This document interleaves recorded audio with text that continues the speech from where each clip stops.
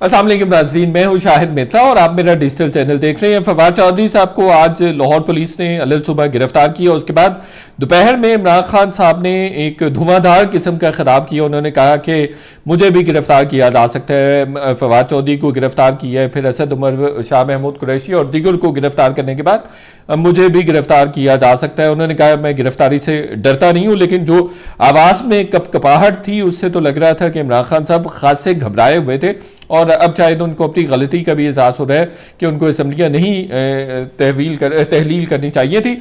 इमरान खान साहब गिरफ्तार होंगे नहीं, इस पर मेरे पास अहम इंफॉर्मेशन मौजूद है।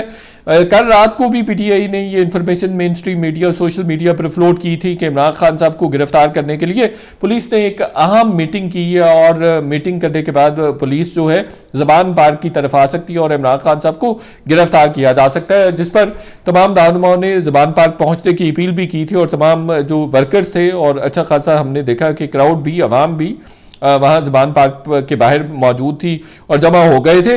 तो अब जो मेरे पास इंफॉर्मेशन है वो अहम इसलिए है कि पुलिस ने तमाम इंतजामात इमरान खान साहब को गिरफ्तार करने के मुकम्मल कर दिए हैं।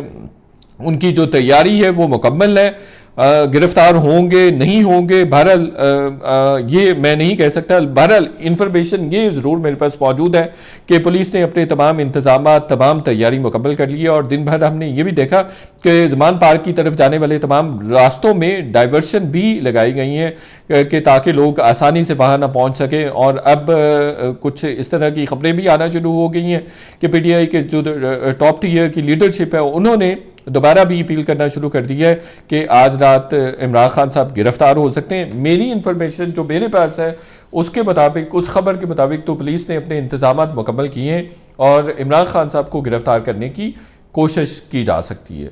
बहुत शुक्रिया, चैनल को सब्सक्राइब करें। Thank you.